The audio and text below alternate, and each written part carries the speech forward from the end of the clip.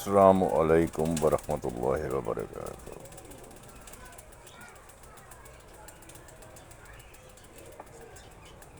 یہ تو میرا خیال آپ سب کو ہی پتہ ہوگا، چاہے وہ پڑھا لکھا ہے چاہے وہ عام آدمی ہے، کہ ہمارے ملک ایک بہترین زرعی ملک ہے اور اللہ تعالیٰ کی نعمتوں سے مالا مال ملک ہے، لیکن ہمارے نصیب میں کچھ بھی نہیں آتا۔ آپ دیکھیں، اگر ہمارے ملک میں آم پیدا ہوتا ہے تو اچھا آم سارا بین الاقوامی ملکوں میں چلا جاتا ہے، یا اسی طرح کوئی اور اچھی فصل ہے، کوئی چاول پیدا ہوتا ہے تو اچھا چاول سارا باہر چلا جاتا ہے۔ اسی طرح کئی اور مثالیں ہیں، یعنی ہم دوسروں کے لیے ایک منڈی کی حیثیت رکھتے ہیں، اور خالی اجناس ہی نہیں، خالی پھل نہیں، خالی سبزیاں نہیں، خالی اور کھانے پینے کی جو اجناس ہے وہ نہیں، حتیٰ کہ یہاں سے جو اچھے ذہن ہیں وہ بھی باہر چلے جاتے ہیں۔ کچھ چلے جاتے ہیں، کسی کو بھیج دیا جاتا ہے، کسی کو بیچ دیا جاتا ہے، یعنی ہمارے حصے میں اوپر کا وہ جو بچا کھچا مال ہوتا ہے وہ ہمارے حصے میں آتا ہے۔ اس کے باوجود اللہ تعالیٰ کا کرم ہے، رحمت ہے کہ ہم اپنے ملک کے لیے اگر موقع مل جائے تو بہت کچھ کر رہے ہیں اور بہت کچھ کر سکتے ہیں، لیکن اگر وہ چیزیں باہر نہ جائیں، چلو اجناس کو تو ہم درگزر کر سکتے ہیں، لیکن جو اچھے ذہن ہیں اگر وہ باہر نہ جائیں تو یہ ملک کہاں سے کہاں پہنچ سکتا ہے۔ سوال یہ ہے کہ وہ کیوں جاتے ہیں؟ کیونکہ ہمارے ملک میں یہ رواج ہی نہیں ہے کہ صحیح چیز کو صحیح جگہ رکھا جائے، صحیح ذہن کو صحیح جگہ استعمال کیا جائے۔ کیونکہ ہمارے ملک پر کچھ لوگ ایسے لوگ ہیں جنہوں نے ایک اپنی اجارہ داری بنائی ہوئی ہے اور وہ ہر چیز انہوں نے اپنے ہاتھ میں رکھی ہوئی ہے، یعنی ایک چپڑاسی کی نوکری سے لے کر اوپر بڑے سے بڑا کسی کو تعینات کرنا ہو تو وہ بھی ہم پیسے سے تولتے ہیں، کیونکہ ہماری نظر میں پیسہ ہی سب کچھ ہے، ملک کچھ نہیں ہے، اپنا گھر کچھ نہیں، اس کو اپنا گھر تو ہم سمجھتے ہی نہیں ہیں، اپنا گھر کچھ بھی نہیں ہے۔ آپ نے ایک چھوٹی سی نوکری بھی ایک آدمی نے لینی ہو تو وہ جب تک وہ سفارش نہیں لے کر آئے گا، جب تک وہ کچھ پیسہ نہیں لگائے گا، اس کو وہ نوکری کبھی بھی نہیں مل سکتی ہے۔ اپنے من پسند لوگ بٹھائے جاتے ہیں، اپنے من پسند لوگ تعینات کیے جاتے ہیں، اور ایک تجارتی منڈی بنے ہوئے ہیں ہم لوگ۔ اچھے لوگ پھر بدظن کو بھی نکلتے ہیں یہاں سے، اچھے لوگ مایوس ہو کر بھی یہاں سے چلے جاتے ہیں، اور اچھے ذہنوں کو بھیج بھی دیا جاتا ہے یہاں سے۔ ورنہ آپ یقین کر لیں کہ اگر ملک صحیح معنوں میں ہم اس کو اپنا گھر سمجھیں، اس ملک کو اپنا ملک سمجھیں، کہنے کو تو سارے ہی کہتے ہیں کہ ہم پاکستانی ہیں، ہم پاکستان کے خیر خواہ ہیں، لیکن کوئی خیر خواہ نہیں ہے۔ آپ دیکھ لیں، جس کو بھی دیکھیں، کبھی سیاست میں چلے جائیں، ہم کہتے ہیں جی ہم نے بڑی کوشش کر کے غریب آدمی کو اوپر بھیجا ہے، چند دنوں کے بعد وہ غریب آدمی بھی ہمارا نہیں رہتا، وہ بھی بک جاتا ہے، وہ بڑے دعوے سے کہتے ہیں کہ یہ تمہارا نہیں، اب ہمارا آدمی ہے یہ۔ بس ہم پر یہ کچھ ایسے مخصوص لوگ ہیں، مخصوص طبقہ ہے جو صرف ہمارے اوپر حکمرانی کرتے ہیں، یا اپنے آپ کو سمجھتے کہ ہم حکمرانی کے لیے ہی پیدا ہوئے ہیں۔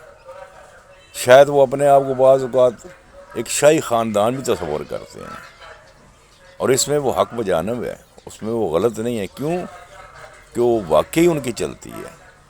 واقعی وہ بغیر کسی میرٹ کے، بغیر کسی تجربے کے ان کو اوپر تعینات کر دیا جاتا ہے۔ آپ دیکھ لیں، جو بھی اس ملک کا ایک ایسا آدمی ہوگا جو کسی کا معاون بنتا ہے، کسی معاملے میں معاون بنتا ہے، اس کو ایک اچھی جگہ پر تعینات کیا جاتا ہے۔ یہی وجہ ہے کہ ہمارا سفر جو ہے وہ پستی کی طرف جاری ہے۔ یعنی 1960 کی دہائی تک ہم آگے بڑھ رہے تھے، لیکن اس کے بعد ہمارا سفر پستی کا شروع ہو گیا۔ کوئی چیز اگر ایک چھوٹے پیمانے پر کوئی گلی کوچے میں بیٹھ کر کوئی چیز کر رہے تو اس کی کوئی قدر نہیں ہے، اس کی کوئی عزت نہیں، اور آہستہ آہستہ کیا ہوگا، وہ بدظن ہو کر چھوڑ دے گا، بدظن ہو کر اس کو ساتھ ملا لیا جائے گا کہ یار تم یہاں کہاں بیٹھے ہو، آؤ میرے ساتھ آؤ، میں تمہیں پیسے دیتا ہوں۔ پھر وہ اس کی اپنی جو تجربے ہوتے ہیں، اس کی اپنی جو تخلیق ہوتی ہے، وہ تو ختم ہو جاتی ہے۔ باہر سے جناب مشینیں درآمد کر لی جاتی ہیں، باہر سے جناب ہر چیز درآمد کر لی جاتی ہے، اور اس سے اس کی اپنی صلاحیتیں ختم ہو جاتی ہیں، وہ محتاج ہوتا ہے دوسروں کا۔ بات یہ ہے کہ ہمارے قافلہ ایک دفعہ نہیں لٹا، یہ قافلہ بار بار لٹا ہے، بار بار لٹا ہے، اور بار بار لٹ رہا ہے۔ ہمیں نہ ہمارا کوئی اختیار ہے، نہ ہماری کوئی سمجھ آتی ہے کہ ہم کس طریقے سے اس کو یہ ٹھیک کریں۔ ہمارے فیصلے غیر کر رہے ہیں، ہمارے فیصلے جن کا تعلق بھی نہیں ہے، جن کی کوئی اس ملک میں کوئی دلچسپی نہیں ہے، ہمارے فیصلے وہ کر رہے ہیں۔ جب تک ہم اپنے فیصلے خود کرنا نہیں شروع کریں گے، جب تک ہم صحیح معنوں میں پاکستانی نہیں بنیں گے، جب تک ہم صحیح معنوں میں ایک آزاد پاکستان نہیں بنے گا، یہ ہم آگے نہیں بڑھ سکتے۔ ہمارا سفر اسی طرح پستی کی طرف چلتا رہے گا، ہم دوسروں کے دستے نگر ہو کر رہ جائیں گے، ہم دوسروں کے ہاتھوں کی طرف دیکھ رہے ہیں کہ کب کوئی ہمیں، یہاں تک کہ آج ایک زرعی ملک ہے، اس میں ایک روٹی کا نوالہ جو ہے وہ بھی غریب آدمی کے کھانے کے لیے مشکل ہو گیا۔ کیوں؟ سب بک جاتی ہے، سب چلی جاتی ہے باہر، چاہے وہ اسمگلنگ ہو کے جاتی ہے، چاہے وہ ایکسپورٹ کر دی جاتی ہے، لیکن ہمارے اپنے حصے میں صرف لائنیں آتی ہیں، ہمارے اپنے حصے میں صرف دھکے آتے ہیں۔ آپ دیکھیے پچھلے دنوں میں جو گندم آٹا فری دے رہے تھے، کتنے بندے مرے، کتنے بندے مر گئے تھے۔ کسی نے دیکھا اس کی طرف؟ کسی نے بھی نہیں دیکھا کہ یار انسان مر رہے ہیں یا چیونٹیاں مر رہی ہیں۔ کہنے کو تو سارے ہی کہتے ہیں کہ ہم بڑے خیر خواہ ہیں، بڑے ہمدرد ہیں، نہ ہی کوئی عدالت بولی، نہ ہی کوئی انتظامیہ میں بولا، نہ ہی کوئی حکومت میں بولا، اور بس مر گئے بندے۔ اس میں بھی ہماری غلطیاں نکالی گئیں، ہم نے دھیگا مشتی کی تھی، ہم نے بھگدڑ مچائی تھی، ہم نے فلاں کیا تھا، ہم نے یہ کیا تھا۔ آپ دیکھیں، جہاں بھی آپ دیکھیں وہاں پر پولیس تعینات تھی۔ پولیس ایک لائن نہیں بنوا سکتی ہے، پولیس ایک کسی کو حقدار کو حق نہیں دلوا سکتی، تو ہم کیا امید کریں کسی سے، سوائے اس کے کہ آخری حال تو ہمارا پھر یہی رہ جاتا ہے کہ ہم اللہ کی طرف دیکھتے ہیں۔ ہم اللہ کی رحمت سے تو مایوس نہیں ہیں، ہمیں یہ امید ہے کہ کبھی نہ کبھی کوئی نہ کوئی اللہ تعالیٰ ہمارے اوپر بھیج دے گا۔ اگر اس نے 75 سال کے تک ہمارے اوپر رحم نہیں کیا تو یقیناً اس کے باوجود ہم مایوس نہیں ہیں اس کی رحمت سے، ہم کبھی مایوس نہیں ہوں گے۔ وہ کبھی نہ کبھی بھیجے گا، میں نہیں بھیجے گا، میرے لیے نہیں بھیجے گا، میری اولاد کے لیے بھیجے گا، لیکن آئے گا ضرور ایک نہ ایک دن، کیونکہ یہ ملک قائم رہنے کے لیے بنا ہے۔ یہ ملک اس کے بننے کا کوئی خاص مقصد تھا، اور وہ مقصد پورا ہو کر رہے گا، وہ مقصد پورا ہو کر رہے گا۔